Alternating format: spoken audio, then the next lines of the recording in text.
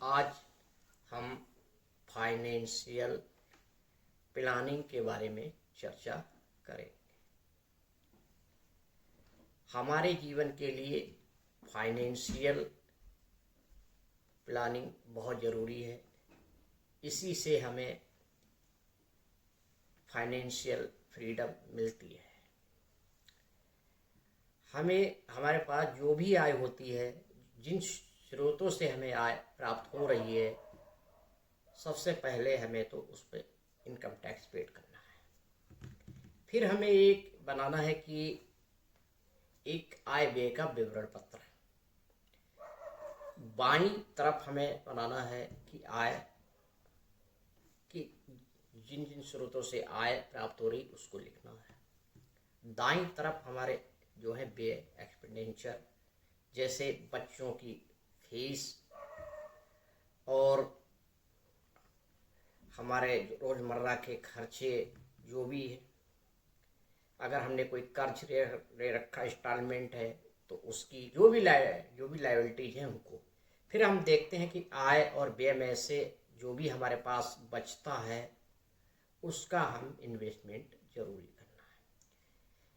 पहले तो ये है, अगर हमारे पास आय और व्यय में से बचत कम हो रही तो हमें अपने खर्चे कम कर लेने हैं, तभी हम इन्वेस्टमेंट कर सकते हैं।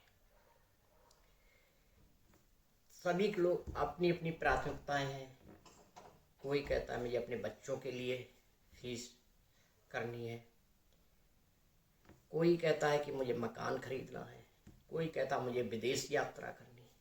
सबकी अपनी अलग अलग एम है, तो उसी हिसाब से प्लानिंग होनी चाहिए। कुछ लोगों को शॉर्ट टर्म प्लानिंग है। तो हमारे यहाँ जो है आज के समय जो पैसे अगर आपके है, जितनी मनी है आपके पास, अगर उसको 5 या 10 साल छोड़ दिया जाए तो उसकी वैल्यू गिर जाती है, उसकी क्रय करने की क्षमता कम हो जाती, परचेसिंग पावर कम हो जाती, क्योंकि महंगाई के साथ महंगाई इतनी है। हमारे पास कुछ आज ऑप्शन है जो हम इन्वेस्टमेंट करते हैं, जैसे एफडी है, पीपीएफ है, सरकारी बॉन्ड है, डेट फंड है, म्यूचुअल फंड है, रियल एस्टेट है, स्टॉक मार्केट है। और इन्वेस्टमेंट के बारे में कहा जाता है कि जितना आप कम एज में अपनी आदत डालेंगे इन्वेस्टमेंट करने की, उतना ही आपको बेनिफिट मिलेगा और उतना ही आप आनंद भी उठा सकते हैं। और कम एज में इन्वेस्टमेंट करने से एक और भी फायदा है कि आप जोखिम लेने की क्षमता ज़्यादा होती है। और अधिक एज में अगर आप स्टार्ट करते हैं 50 या 55 साल के बाद, तो आपकी जोखिम लेने की क्षमता कम हो जाती है, क्योंकि आप उसको पैसा कहीं ऐसी जगह नहीं लगा सकते हैं कि कहीं पैसा डूब जाए या जो भी है उसको अगर किसी एक गलती की वजह से, तो इसीलिए आप उसमें सेफ जोन में जाते हैं। किंतु आज अगर हम देखते हैं कि एफडी, पीपीएफ, सरकारी बॉन्ड, ये जो है अच्छे रिटर्न नहीं दे पाते, जिससे ये इन्फ्लेशन को बीट कर सके। इन्फ्लेशन को बीट करते हैं हमारे स्टॉक मार्केट है। स्टॉक मार्केट ने हमें बहुत अच्छे रिटर्न दिए हैं लॉन्ग टर्म में। और रियल एस्टेट, ये जो क्षेत्र हैं ये इन्फ्लेशन को अच्छी तरीके से बीट करते हैं। अब सवाल उठता है कि भाई रियल एस्टेट में इन्वेस्टमेंट करने के लिए आपको बहुत सारे पैसों की आवश्यकता होगी, तभी कर पाएंगे, तभी तो प्लाट ले पाएंगे। उसके लिए 5 लाख, 10 लाख, 50 लाख इतना था ही नहीं, तो हम रियल एस्टेट में कोई प्लाट तो नहीं खरीद सकते हैं।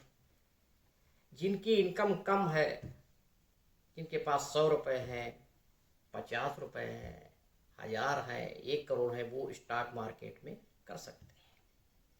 बस आपको एम बनाना है लॉन्ग टर्म का। अगर आपको लॉन्ग टर्म है तो आप स्टॉक मार्केट में जोखिम भी नहीं है और अच्छे रिटर्न मिलेंगे। कुछ लोगों का कहना है, धारणा है कि स्टॉक मार्केट एक जुआ है। ऐसा नहीं है भाई जुआ। आप स्टॉक मार्केट में लॉन्ग टर्म लगाएंगे तो जोखिम तो है ही नहीं। कहा जाता है कि आप अच्छी कंपनी चुनें, देखें उस कंपनी का बिजनेस क्या है, क्या आगे आने वाले समय में उसका बिजनेस की डिमांड रहेगी नहीं रहेगी, उसके पास कोई कर्ज तो नहीं है कंपनी के पास। तो ये सब उसके फाइनेंशियल स्टेटमेंट, फाइनेंशियल देखकर आप इन्वेस्ट करें, तब आपको लॉन्ग टर्म में। अगर आपका शॉर्ट टर्म एम है तो आप स्टॉक मार्केट में पैसा न डालें। क्यों? अगर हमें 3 महीने बाद पैसा चाहिए, अब स्टॉक मार्केट में आप जानते हैं कि ऊपर नीचे चलता है। जब आज हमने पैसा लगाया, देखा 3 महीने बाद मार्केट रिंग गया, तो वहाँ पर जो इन्वेस्टमेंट किया उसकी पैसे की वैल्यू कम हो गई।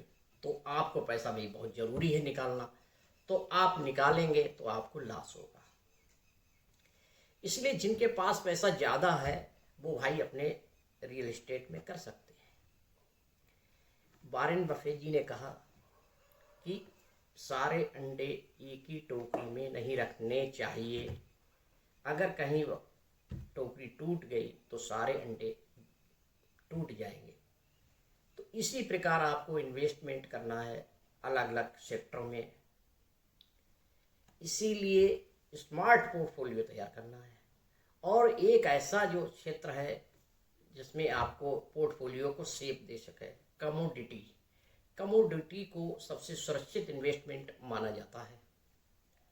वो आपके पोर्टफोलियो को शेप देता है। कमोडिटी में सोना, चांदी, इस तरीके से अगर आप प्लानिंग करेंगे तो आपको फाइनेंशियल फ्रीडम मिलेगी और आने वाली पीढ़ी भी आपके उसको फायदा होगा। यही फाइनेंशियल प्लानिंग